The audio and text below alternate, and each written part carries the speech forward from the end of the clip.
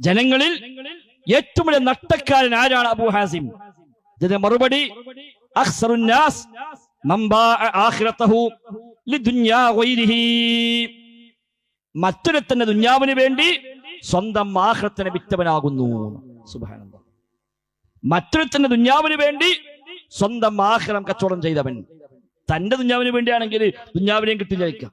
ഇത് മറ്റോന് വേണ്ടി, ഓനെ ന്യായീകരിക്കാൻ വേണ്ടി, അയാളെ വെള്ളപൂശാൻ വേണ്ടി, അയാളെ സ്ഥാനത്തേക്ക് കൊണ്ടുവരാൻ വേണ്ടി, അയാളെ പ്രസിഡന്റ് സെക്രട്ടറി ആക്കാൻ വേണ്ടി നമ്മളെ പരലോകം കളയാം. അതാണ് ഏറ്റവും വലിയ നഷ്ടക്കാരൻ. നമ്മൾ അങ്ങനെ ആകാൻ പാടില്ല. KNM-ന് വേണ്ടി, അല്ലെങ്കിൽ വിസ്തത്തിന് വേണ്ടി, അല്ലെങ്കിൽ ഏത് സംഘടനയ്ക്ക് വേണ്ടി ആവട്ടെ, ഏത് നേതാവിന് വേണ്ടി ആകട്ടെ, നമ്മുടെ പരലോകം കളയാൻ പറ്റില്ല. ദീനെതിരായി നമ്മളെ വിസ്തം നേതൃത്വം ഒന്നിച്ചു പറഞ്ഞാലും ഇല്ല, അതങ്ങനെ നമ്മളില്ല എന്ന് പറയണം. അതാണ് ദീൻ. ദീനിലുള്ള കാര്യം പറയുന്ന കാലത്തോളം നമ്മളൊപ്പം ഉണ്ടാകും, എല്ലാവർക്കും അംഗീകരിച്ച് കൂടെ ഉണ്ടാകും. അതിനെതിരാണ് പറഞ്ഞാലോ അത് അംഗീകരിക്കില്ല, അത് ചോദ്യം ചെയ്യാൻ പറ്റണം, ഒരു പ്രശ്നമില്ല. അത് പറ്റാതാകുമ്പോൾ നമ്മൾ പ്രയാസപ്പെടും. KNM പറയാ ഒരു കാലത്ത് അള്ളാഹ് മാത്രം അബൗദിക കഴിവുള്ളൂ, അപ്പൊ അത് അംഗീകരിക്കാം. 2012 പറയാ ജിന്നുമാർക്ക് അബൗദികാണ്, അപ്പൊ അത് അംഗീകരിക്കാം. അതില്ല. അങ്ങനെ അത് തക്ലീദിന് പോലും അത്ര ഉണ്ടാവില്ല.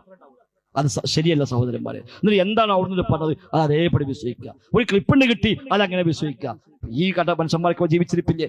ഒരു വാക്ക് ചോദിച്ചാൽ പോലെ, ഒന്ന് വിളിച്ചു ചോദിച്ചാൽ പോലെ എങ്ങനെ കേൾക്കുന്നുണ്ടല്ലോ. ശരിയാണോ? ശരിയല്ല. കഴിഞ്ഞില്ലേ? അല്ല ശരിയാണ്, ജിന്നിനെ വിളിക്കാൻ നമുക്ക് അഭിപ്രായം ഉണ്ടെന്ന് പറഞ്ഞാലോ നമുക്ക് ധൈര്യമായി പ്രചരിപ്പിക്കാനോ. അല്ലാതെ ഒരുത്ത എവിടെ നോണ പറഞ്ഞതിന് അത് ക്ലിപ്പാക്കി അത് നമ്മൾ വാട്സപ്പിൽ കിട്ടുമ്പോഴേക്ക് എല്ലാ ഗ്രൂപ്പിലേക്കും വിട്ട് അതിന്റെ പേരിൽ ഒന്നും അറിയാത്ത ഈ നാട്ടിലെ സാധുവിനെ വിളിച്ചിട്ട് ഓൻ ജിന്നിന്റെ ആളാണ്, ഓൻ ശിർക്കിലാണ്, ഓൻ മുസ്ലിക്കാണ്, ഓൻ പള്ളിയിൽ നിന്ന് പുറത്തു പോകണം, ഓൻ വാങ്ങ് കൊടുക്കാൻ പാടില്ല, കാമത്ത് കൊടുക്കാൻ പാടില്ല, ഓനോട് ഇമാം വെക്കാൻ പാടില്ല എന്ന് പറഞ്ഞാൽ ഇതിനേക്കാളും വലിയ നഷ്ടം മറ്റെന്താണ്? എന്തിനാണ് ഈ വക കള്ള പ്രചാരണങ്ങൾ, ഈ ദുരാരോപണങ്ങൾ? മറ്റൊരുത്തന്റെ ദുന്യാവിന് വേണ്ടിയാണ്. മറ്റൊരുത്തന്റെ ദുനിയാവിന് വേണ്ടി, അവന്റെ ഭൗതികമായ ലാഭങ്ങൾക്ക് വേണ്ടി നമ്മുടെ പരലോകം തുലക്കേണ്ടവരല്ല നമ്മൾ. അതാണ് ഇന്ന് പലപ്പോഴും സംഭവിക്കുന്നത്. നമ്മുടെ പ്രസ്ഥാനത്തിലാണെങ്കിലും ഈ ഇതര മറ്റു സംഘടനയിലാണെങ്കിലും ഒക്കെ അങ്ങനെ തന്നെയാണ്. സമസ്തായാവട്ടെ, ജമാഅത്തെ ഇസ്ലാമി ആകട്ടെ, എവിടെയാണെങ്കിലും പലപ്പോഴും നേതാക്കന്മാർക്ക് വേണ്ടി, അവരെ താല്പര്യങ്ങൾക്ക് വേണ്ടി, അവരെ സംരക്ഷിക്കാനും ന്യായീകരിക്കാനും വേണ്ടി എന്തു കളവിനും കൂട്ടുനിൽക്കുന്ന, ഏത് ഗീബത്തും പറയാൻ മടിയില്ലാത്ത, എന്ത് തോന്നിവാസം ചെയ്യാൻ മടിയില്ലാത്തവരായി മനുഷ്യന്മാർ അധപതിക്കുകയാണ്. നമ്മളെങ്കിലും അതിന് മുക്തരായി നിൽക്കണം. നമ്മളെ സംബന്ധിച്ച പ്രതിപത്തി പടച്ച റബ്ബിനോടെയുള്ളൂ, പ്രമാണങ്ങളോടെയുള്ളൂ. അല്ലാഹ് പറഞ്ഞാൽ, റസൂല് പറഞ്ഞാൽ സമിഅ്നാ വ അത്വഅ്നാ, കേട്ടു അനുസരിച്ചു. ബാക്കി ആരുടെ വാക്കും ഇതിനോട് താബിആയി മാത്രമേ ഉള്ളൂ. അല്ലാഹു റസൂലും പറഞ്ഞത് ഇവിടെ ആര് പറഞ്ഞാലും നമുക്ക് അംഗീകരിക്കാം. അല്ലാഹു റസൂലും പറഞ്ഞ അപ്പുറത്ത് എത്ര വലിയ ആൾ പറഞ്ഞാലും ശരി, അത് സ്വീകാര്യമല്ല. പ്രമാണങ്ങളേക്കാൾ വലിയ ബഹുമാനം ഒരു മനുഷ്യനുമില്ല. ഇമാം അഹ്മദ് ബിൻ ഹംബൽ റഹിമഹുല്ലാഹ്, ഇമാം അഹ്ലുസുന്ന, അഹ്ലുസുന്നയുടെ ഇമാം എന്ന് വിശേഷിപ്പിക്കപ്പെട്ടതാണ്. അദ്ദേഹത്തോട് ഒരു സംശയം ചോദിച്ചു. ഇമാം അഹ്മദ് പറഞ്ഞു, അല്ലാഹു റസൂൽ പഠിപ്പിച്ചത് ഇങ്ങനെയാകുന്നു. ചോദ്യകർത്താവ് ചോദിച്ചു, ഇന്ന ഇബ്നു മുബാറക് ഖാല കദാ വ കദാ. ഇബ്നു മുബാറക് ഇങ്ങനെയാണല്ലോ പറഞ്ഞത്, നിങ്ങൾ പറഞ്ഞ പോലെയല്ല, നിങ്ങൾ ഈ പറഞ്ഞ മറുപടിയല്ല അബ്ദുല്ലാഹി ഇബ്നു മുബാറക് പറഞ്ഞിരിക്കുന്നത്. ഇമാം അഹ്മദിന്റെ മറുപടി എന്താ? ആരാ ഇബ്നു മുബാറക്? വലിയ പ്രഗത്ഭനായ ആലിമാണ്. മസ്ജിദുൽ ഹറാമിൽ ദർസ് നടത്തിയ മഹാപണ്ഡിതനാണ്. ഇമാം അഹ്മദിന്റെ മുൻഗാമിയാണ്. ആ ഇബ്നു മുബാറക് പറഞ്ഞ ഉത്തരമാണ് ഇയാൾ തിരിച്ചു ചോദിച്ചത്. ഇമാം അഹ്മദിന്റെ പ്രതികരണം, ഇന്ന ഇബ്നു മുബാറക് ലം യൻസിൽ മിനസ് സമാ. ഇബ്നു മുബാറക് ആകാശത്ത് നിന്ന് ഇറങ്ങിയ ആളൊന്നുമല്ല. തെറ്റുപറ്റാത്ത, പറഞ്ഞതെല്ലാം അംഗീകരിക്കേണ്ടുന്ന, അങ്ങനെ അല്ലാഹ് ആകാശത്തിന് ഇറക്കി തന്നിട്ട് ഇയാൾ പറഞ്ഞൊക്കെ സ്വീകരിച്ചോളി എന്ന് പറഞ്ഞ് ഇറക്കിയ ആളൊന്നുമല്ല. ചോദ്യകർത്താവ് പറഞ്ഞു, ഇന്ന ഇബ്രാഹിമിൽ അദ്ഹം ഖാല കദാ വ കദാ. ഇബ്നു മുബാറക് മാത്രമല്ല, ഇബ്രാഹിമിൽ അദ്ഹമും അങ്ങനെയാണല്ലോ പറഞ്ഞത്. ഇമാം അഹ്മദ് തിരിച്ചു പറഞ്ഞു, അലൈക്കും ബിൽ അസ്ൽ. നിങ്ങൾ സ്വീകരിക്കേണ്ടത് അസ്ലാണ്, അടിസ്ഥാനമാണ്, പ്രമാണങ്ങളാണ്, ഖുർആനും ഹദീസുമാണ്, വ്യക്തികളെയല്ല. കാരണം ലഅന്ന ശറഅ ലം യകുൻ ലിയുത്രക ലിഖൗലി റജുലിൻ മുഅല്ലമിൻ ഫി നുഫൂസ്. ബഹുമാനിക്കപ്പെടുന്ന വാക്ക് സ്വീകരിക്കാൻ വേണ്ടി ശറഅ് മാറ്റിവെക്കാൻ പറ്റൂല. കാരണം അയാളേക്കാൾ ബഹുമാനം ശരീഅത്തിലാണ്, അയാളേക്കാൾ ബഹുമാനം ദീനിനാണ്, അയാളേക്കാൾ ബഹുമാനം ഖുർആനാണ്, ഹദീസിനാണ്. അവിടെ അയാൾ പറഞ്ഞില്ലേ, ഇയാൾ പറഞ്ഞില്ലേ, സ്റ്റേറ്റ് കമ്മിറ്റി പറഞ്ഞില്ലേ, നേതാക്കന്മാര് പറഞ്ഞില്ലേ, ആഹ്വാനം ഉണ്ടായില്ലേ, അതൊന്നും പ്രമാണങ്ങൾക്ക് അപ്പുറത്ത് വിലയില്ല. പ്രമാണങ്ങൾക്ക് അനുസൃതമായി പറഞ്ഞാലോ സ്വീകരിക്കാം, അതിനതീതമായി ആര് പറഞ്ഞാലും ശരി അത് സ്വീകാര്യമല്ല. അയാളേക്കാൾ ബഹുമാനം മതത്തിനാണ്, ശറഇനാണ് എന്ന് ഇമാം അഹ്മദ് റഹിമഹുല്ലാഹ് പഠിപ്പിക്കുകയാണ്. ഇമാം ഷാഫി റഹ്മത്തുള്ളാഹി പറഞ്ഞു, ആളെ നോക്കിയിട്ട് നീ ഹക്ക് മനസ്സിലാക്കരുത്, ഹക്ക് നോക്കിയിട്ട് ആളെ മനസ്സിലാക്കിക്കോന്ന്. ആളെ നോക്കി ഹക്ക് മനസ്സിലാക്കാൻ പാടില്ല. അയാളൊക്കെ തീര എന്നാ ഞാൻ തീരെ അല്ല, അയാളെങ്ങനെ പറഞ്ഞു എന്നാ ശരി അതില്ല, അയാളെ ഹക്ക് പറഞ്ഞു എന്നാ ശരി.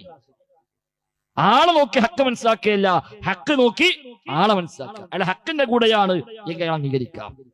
അയാൾ വരുന്നുണ്ട് അതുകൊണ്ട് ഹക്കായിരിക്കും, അതില്ല. തെറ്റുപറ്റാത്ത മനുഷ്യന്മാരില്ല അമ്പിയാക്കളല്ലാതെ. അതുകൊണ്ട് സഹോദരങ്ങളെ, നമ്മുടെ ദീൻ നമ്മൾ സംരക്ഷിക്കണം, നമ്മുടെ തൗഹീദിനെ നാം കാത്തു സൂക്ഷിക്കണം, നമ്മുടെ നാവിനെ നാം സൂക്ഷിക്കണം. വെറുതെ അനാവശ്യങ്ങൾ പറഞ്ഞ്, ദുരാരോപണങ്ങൾ പറഞ്ഞ്, ഇല്ലാത്ത വിമർശനങ്ങളും പേരുകളും ഇരട്ടപ്പേരൊക്കെ വിളിച്ചുകൊണ്ട് അങ്ങനെ ആളുകൾ വിമർശിച്ചു പോയാൽ ഒരുപക്ഷെ പൊരുത്തപ്പെടിക്കാൻ പോലും സമയം കിട്ടണമെന്നില്ല. പൊരുത്തപ്പെടിക്കാൻ പോലും സമയം കിട്ടില്ല. എപ്പോഴാണ് ഇറങ്ങിപ്പോകുമ്പോ ഒന്ന് വെച്ചുത്തി വീണാൽ മതി, നമ്മൾ അവസാനിക്കാം. പലരെയും കുറിച്ച് പറഞ്ഞിട്ടുണ്ടാകും, വാട്സപ്പിൽ പലതും പ്രചരിപ്പിച്ചിട്ടുണ്ടാകും, ഒരുപാട് മനുഷ്യന്മാരെ പറ്റി ഇരട്ടപ്പേര് പറഞ്ഞിട്ടുണ്ടാകും. അവരെ കുറിച്ചെല്ലാം ഇല്ലാ കഥകൾ ആരോ പറഞ്ഞു കേട്ട് മാത്രം അടിസ്ഥാനമാക്കി ഒരുപാട് ഗ്രൂപ്പുകളിൽ ശക്തമായി അയാൾക്കെതിരെ സംസാരിച്ചിട്ടുണ്ടാകാം. ആ മനുഷ്യനോട് പോയി ഒന്ന് പൊരുത്തപ്പെടിക്കാൻ പോലും ഒരുപക്ഷെ സാഹചര്യം ഉണ്ടാകണമെന്നില്ല.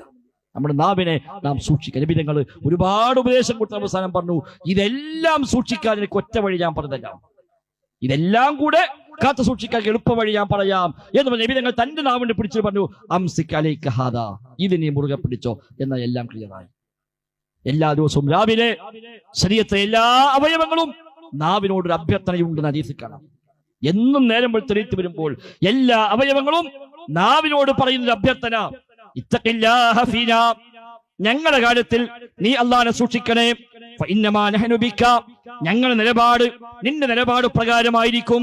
ഫഇനിസ്തഖംത ഇസ്തഖംനാ വഇൻ ഇഅ്വജത ഇഅ്വജനാ, നീ നേരെ ചൊവ്വ നിന്നാൽ ഞങ്ങളും നേരായ വഴിക്കായിരിക്കും, നീ വളഞ്ഞു പോയാൽ ഞങ്ങളും വളഞ്ഞ വഴിക്കായിരിക്കും.